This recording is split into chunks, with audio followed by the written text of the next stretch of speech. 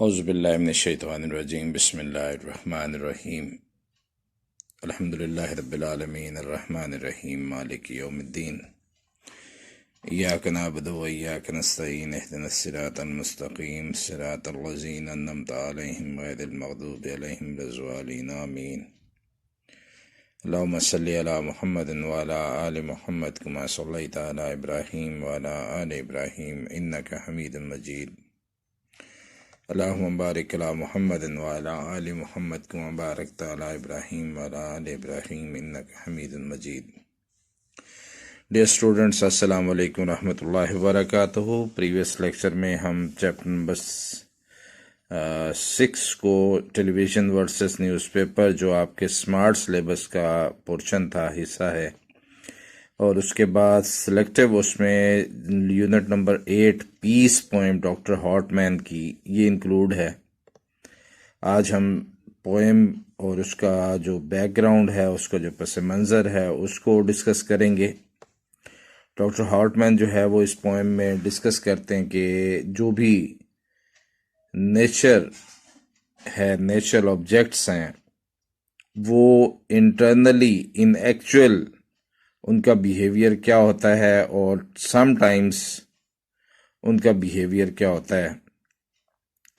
और यहाँ वो विंड की मिसाल दे के हमें समझाने की कोशिश करता है कि इन एक्चुअल विंड जो है वो पीसफुल एटीट्यूड रखती है, लेकिन समटाइम्स उसका एटीट्यूड जो है वो इतना रैशिंग होता है कि वो बिल्डिंग्स को, ट्रीज को, इवन जो चीज़ भी उसके रास्ते में आती है उसको नेस्तो नाबूद कर देती है। तो ये इसका main theme, main idea, main जो है उसको main purpose of the poem है। लर्निंग आउटकम्स की तरफ हम आते हैं। कहते हैं recognise imagery used in the poem. ये बातें यूनिट नंबर अपना 9th में भी आप लोगों को समझा चुका हूँ। फिगर ऑफ स्पीच या फिगरेटिव स्पीच की जब हम बात करते हैं तो उसमें एक वर्ड इमेजरी है। इमेजरी क्या है कि जब आप किसी चीज़ का तख़य्युल शायर पेश करता है उसको इमेजरी कहते हैं। वो सेंसेशंस भी हो सकती हैं, फीलिंग्स भी हो सकती हैं, मतलब जो हमारे 5 सेंसेस हैं उनके रेंज में जो चीज़ें आती हैं वो हमारी इमेज कहलाता है। उसके बाद illustrate the kinds of pronouns. आपको पता है जी, प्रोनाउंस हम किसको कहते हैं कि हर वो वर्ड जो असल नाउन की जगह पे हम प्लेस करते हैं, that is called a pronoun. उसमें डिफरेंट प्रोनाउंस आ जाते हैं। पर्सनल प्रोनाउंस आ जाता है, पोजेसिव प्रोनाउन आ जाता है, रिलेटिव प्रोनाउंस आ जाते हैं। ठीक है, इसी तरह से आपका जो है जितने भी नॉमिनेटिव है और बाकी, तो उनको कहते जी डिस्कस हम करेंगे जी जब हम एक्सरसाइज पे आएंगे। Make and use present and past participles. जो प्रेजेंट पार्टिसिपल है वो आप जानते हैं कि जो आईएनजी फॉर्म किसी भी वर्ब की जब हम बनाते हैं वो हमारा प्रेजेंट पार्टिसिपल फॉर्म बन जाती है, और अगर हम उसकी थर्ड फॉर्म ऑफ वर्ब को लेते हैं तो वो हमारे पास्ट पार्टिसिपल हो जाता है। Illustrate the use of gerund phrase, infinitive phrase and prepositional phrase. Phrase आप लोग पहले से जानते हैं, बता चुके हैं आपको कि फ्रेजेस असल में ग्रुप ऑफ वर्ड्स होते हैं जो कंप्लीट मीनिंग्स नहीं देते, और अगर वो जेरेंड पे कंसिडर कर रहे हों तो फिर हम जेरेंड फ्रेज का नाम देते हैं। अगर वो इन्फिनेटिव के साथ हों तो फिर वो इन्फिनेटिव फ्रेज बन जाता है, और अगर वो प्रपोजिशन से कंसर्न हो फिर हम उसको प्रपोजिशनल फ्रेज कहते हैं। उसके बाद वो कहते हैं paraphrase and summarise the poem. Paraphrase भी आप लोग समझा चुका हूँ कि जब हम किसी भी गिवन लाइंस को, स्टेंजास को या पैराग्राफ को इनटू सिंपल इंग्लिश में ट्रांसलेट करते हैं, that is called a paraphrase. ठीक हो गया। Right an account of natural disaster. Natural disaster में आप फ्लड्स ले सकते हैं, अर्थक्वेक्स ले सकते हैं, और अदर ऐसी जो बारिश की वजह से, तूफान की वजह से या जल्जलों की शक्ल में जो नेचुरल डिजास्टर हैं उन पे हम एक मजमून भी लिख सकते हैं। प्री रीडिंग की बात करते हैं। What is the concept of peace in your mind. Peace क्या है? पीस अमन, यानी जिसको आप कह सकते हैं कि कोई भी चीज जो अपनी ट्रू सिचुएशन में इन नेचुरल, जिसको आप कह लें according to natural phenomena work करता है, उसको हम पीस कहते हैं। Sometimes a natural phenomena can also be destructive. How? ये आपको मैंने अभी बताया कि जब हम सैलाबी पानी दरिया के पानी को देखते हैं कि वो अपनी स्मूथनेस के साथ फ्लो कर रहा होता है, तो वो बड़ा खूबसूरत, बड़ा प्यारा मंजर नज़र आता है और हम उसको एंजॉय करते हैं।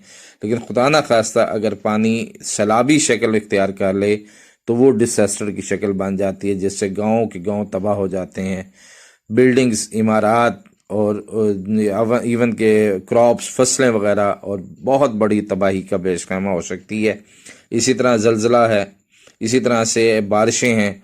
बारिश को हम बहुत उम्दा के अच्छे तरीके से इंजॉय करते हैं, लेकिन अगर वही बारिश ज़ायद हो जाए और बहुत ज़्यादा हो, जो तबाही का बायस बन जाती है, जिससे मकानात भी गिरते हैं, लोगों के मरने के खदशात भी बढ़ जाते हैं, और पानी की तादाद, पानी का जो मिकदार है वो इतनी ज़्यादा हो जाती है कि जो सैलाबी शक्ल इख्तियार कर सकती है। उसके बाद आपका है जी, give some examples of natural disaster. ये भी मैंने एग्जांपल्स भी आपको दे दिए बेटे। तो पोएम जो है वो आपकी पोएम का पहला stanza, the wind now is roaring smashing monster of destruction. Wind क्या है? इज नाउ, अब, यानी पहले नहीं थी, अब है। रोरिंग, धाड़ने वाली है। स्मैशिंग, चीजों को तोड़ फोड़ कर देने वाली है। मॉन्स्टर ऑफ डिस्ट्रक्शन, तबाही की बला बन चुकी है। रेकिंग, रेकिंग मीन होता है गिराना, जमीन बोझ कर देना। ऑल मैन्स वर्क, इंसान का जितना भी काम किया हुआ है, यानी इंसान ने जो बड़ी बड़ी इमारत बना रखी हैं, बड़े बड़े बागात तैयार कर रखे हैं, बड़े बड़े खेत तैयार कर रखे हैं, तो वो तमाम चीज़ों को ज़मीन बोझ करता चला जाता है। From valleys and from the wells, wells भी वादी को कहते हैं, वैलीज भी वादी है, यानी एक वादी से लेकर दूसरी वादी तक, यानी एक कोने से लेकर दूसरे कोने तक तमाम चीज़ों को नेस्तो नाबूद करते चली जाती है। And sends them spinning from broken flying, और वो जो चीज़ें उसके राह में आती हैं, जो चीज़ें उसके रास्ते में आती हैं, उन्हें वो स्पिन करते, जिस तरह लट्टू नहीं घूमता उस तरह घुमाते हुए वो हवा में टूटे हुए खिलौनों की तरह से लेके चलती है।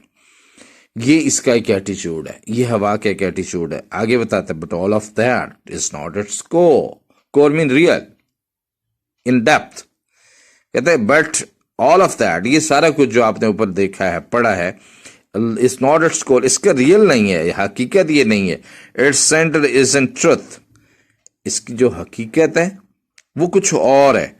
क्या है? एटर्नल स्टिलनेस, बिल्कुल अबदी सुकून है, साकनियत है, सुकून है, ठहराव है। और ब्राइट ब्लू स्काइज, आसमान, ज्यादातर आसमान देखें हमें नीला आसमान नजर आता है, सूरज चमकता हुआ नजर आता है।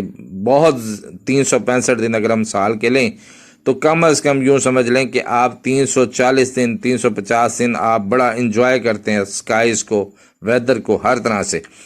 And all you hear are gentle whispers, और जो आप हवा की सरगोशियां सुनते हैं वो बहुत खूबसूरत होती हैं, फार अवे एंड अनइम्पॉर्टेंट, और वो इतनी इतनी खामोश, इतनी पुरस्कून हवा होती है कि हम उसको उस वक़्त इम्पॉर्टेंस ही नहीं देते, और फिर वो अपने आप की इम्पॉर्टेंस को शो भी कराती है।